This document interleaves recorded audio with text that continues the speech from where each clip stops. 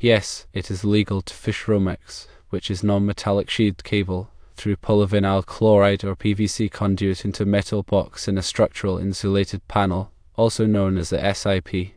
Yes, the cable must be clamped in the box per National Electrical Code, also known as NEC Section 314.17. This requirement applies to all cables entering a metal box regardless of the type of construction. Here are some additional considerations. Firstly, conduit support. The PVC conduit must be securely supported and fastened in accordance with Article 350 of the NEC. Secondly, box mounting. The metal box must be securely mounted to the SIP panel in accordance with Article 314 of the NEC. Thirdly, conduit entry. The PVC conduit should enter the metal box through a knockout or other approved method. Sharp edges that could damage the cable must be removed. Fourthly, box fill. The number of cables and the size of the conduit must not exceed the box fill requirements per NEC Table 314.16. Fifthly, grounded conductor. The grounded conductor, also known as the neutral, should be fished into the conduit along with the phase conductors. Sixthly, insulation protection. The Romex cable should be protected from damage by the conduit and box, as required by Article 300 of the NEC. Here are some suggestions. Use a conduit bending tool to create smooth bends in the conduit. Use clamps that are specifically designed for securing cables in metal boxes. Leave enough slack in the cables to facilitate future maintenance or repairs. Label the conduit and box to indicate the circuit it serves. Obtain an electrical inspection to ensure compliance with the NEC and local codes. Now let's delve into each of these points in more detail. Starting with the legality of using Romex in a SIP structure with conduit and metal boxes, the NEC permits the use of non-metallic sheathed cable, or Romex, in various types of construction, including SIP. The key is to ensure that the wiring method complies with all applicable codes and standards, providing a safe and reliable electrical installation. The use of conduit offers physical protection to the cable, which can be particularly beneficial in SIP construction where the cable may be routed through tight spaces or where there's a risk of physical damage. Regarding clamping the cable, NEC Section 314.17 mandates that where a cable enters a metal box, it must be secured to the box.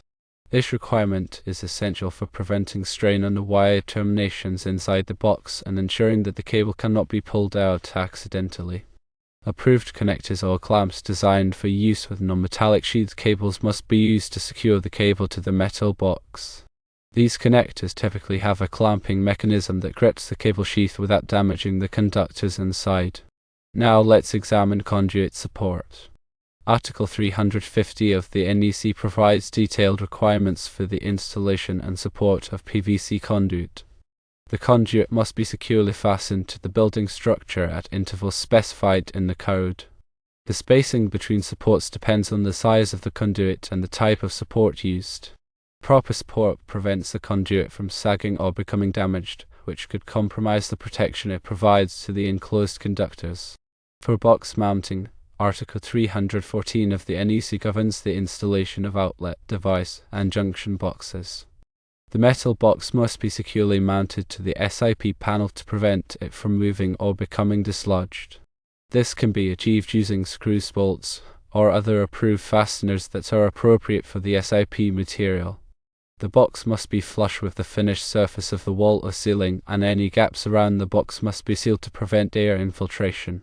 Considering conduit entry, when the PVC conduit enters the metal box, it must do so through a knockout or other approved opening. Sharp edges around the opening must be removed to prevent damage to the cable as it is pulled through. Bushings or connectors designed for use with PVC conduit can be used to provide a smooth, protective entry point into the box. Box fill is an important consideration.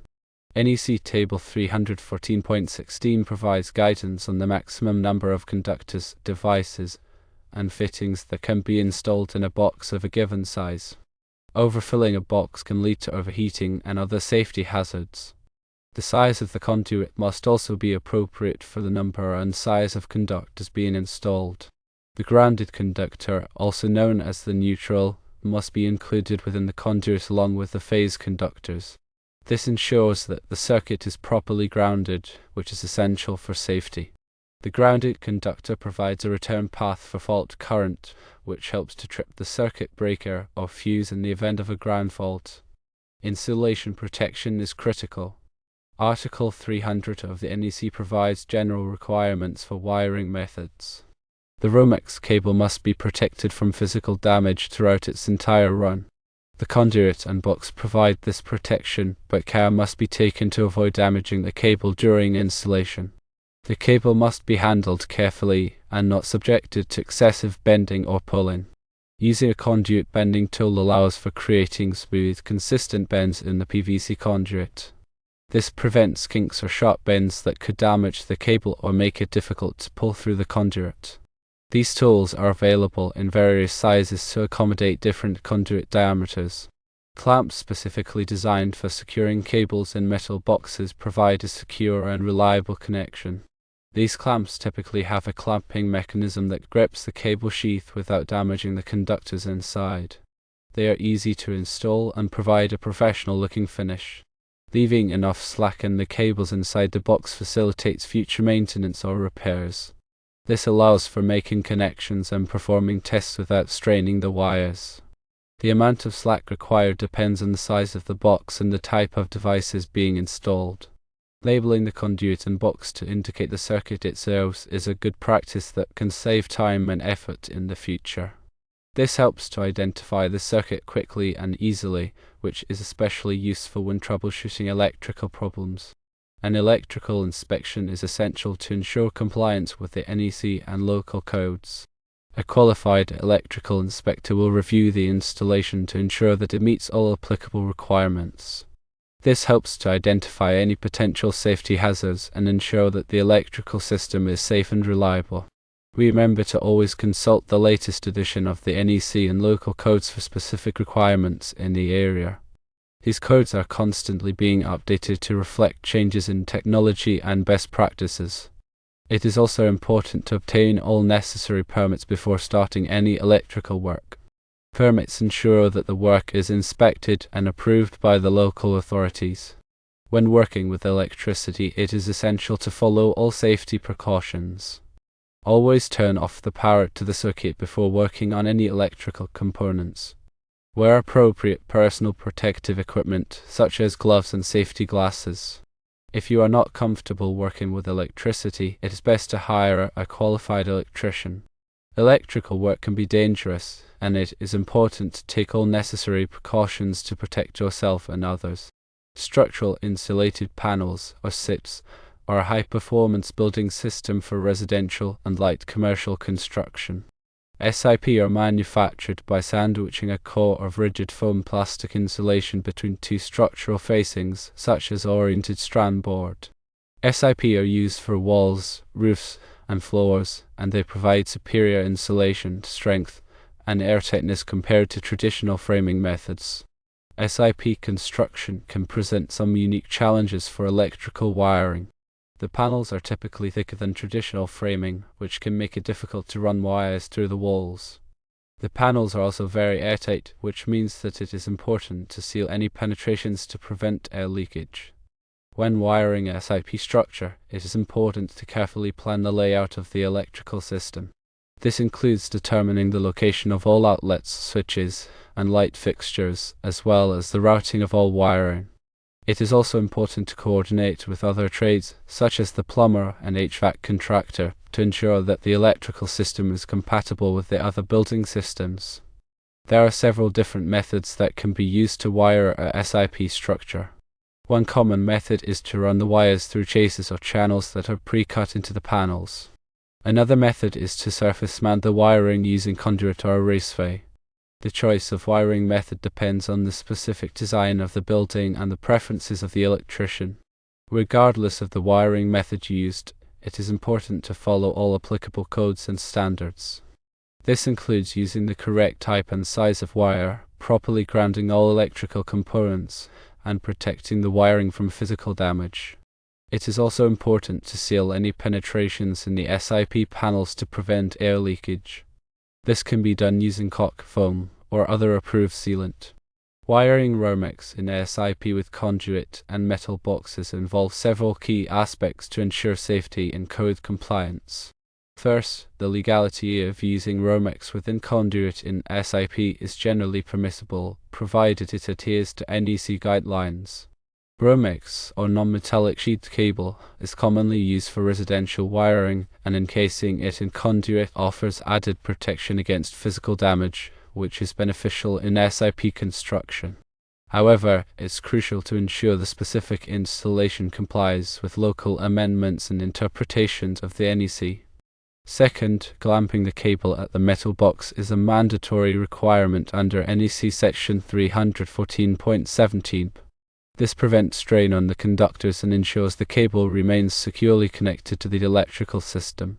Approved connectors or clamps designed for use with non-metallic sheet cables must be used to secure the cable to the metal box. These connectors typically have a clamping mechanism that grips the cable sheath without damaging the conductors inside. Conduit support is another vital consideration. Article 350 of the NEC provides detailed requirements for the installation and support of PVC conduit. The conduit must be securely fastened to the building structure at intervals specified in the code. The spacing between supports depends on the size of the conduit and the type of support used. Proper support prevents the conduit from sagging or becoming damaged, which could compromise the protection it provides to the enclosed conductors. For box mounting, Article 314 of the NEC governs the installation of outlet, device, and junction boxes. The metal box must be securely mounted to the SIP panel to prevent it from moving or becoming dislodged. This can be achieved using screw bolts or other approved fasteners that are appropriate for the SIP material. The box must be flush with the finished surface of the wall or ceiling, and any gaps around the box must be sealed to prevent air infiltration. Conduit entry into the metal box should be done through a knockout or other approved opening, ensuring sharp edges are removed to prevent cable damage. Bushings or connectors designed for use with PVC conduit can be used to provide a smooth, protective entry point into the box. Box fill, as per NEC Table 314.16, must be observed to prevent overheating and ensure safe operation. Overfilling a box can lead to overheating and other safety hazards. The size of the conduit must also be appropriate for the number and size of conductors being installed. The grounded conductor, or neutral wire, must be included within the conduit along with the phase conductors. This ensures that the circuit is properly grounded, which is essential for safety. The grounded conductor provides a return path for fault current, which helps to trip the circuit breaker or fuse in the event of a ground fault. Insulation protection is critical. Article 300 of the NEC provides general requirements for wiring methods. The Romex cable must be protected from physical damage throughout its entire run. The conduit and box provide this protection, but care must be taken to avoid damaging the cable during installation. The cable must be handled carefully and not subjected to excessive bending or pulling. When installing the wiring, using a conduit bending tool is essential for creating smooth, consistent bends in the PVC conduit. This prevents kinks or sharp bends that could damage the cable or make it difficult to pull through the conduit. These tools are available in various sizes to accommodate different conduit diameters. Employing clamps specifically designed for securing cables in metal boxes ensures a reliable connection and prevents strain on the wiring. These clamps typically have a clamping mechanism that grips the cable sheath without damaging the conductors inside. They are easy to install and provide a professional-looking finish. Leaving adequate slack in the cables inside the box facilitates future maintenance and repairs, allowing for easier connections and troubleshooting. The amount of slack required depends on the size of the box and the type of devices being installed. Labeling the conduit and box to indicate the circuit it serves is a best practice for future identification and troubleshooting. This helps to identify the circuit quickly and easily, which is especially useful when troubleshooting electrical problems. Obtaining an electrical inspection is crucial to ensure compliance with the NEC and local codes, validating the safety and correctness of the installation. A qualified electrical inspector will review the installation to ensure that it meets all applicable requirements. This helps to identify any potential safety hazards and ensure that the electrical system is safe and reliable. Ultimately, the key to successfully wiring Romex and SIP with conduit and metal boxes lies in meticulous planning, adherence to code requirements, and attention to detail in every step of the installation process. This approach ensures a safe, reliable, and code-compliant electrical system for the structure.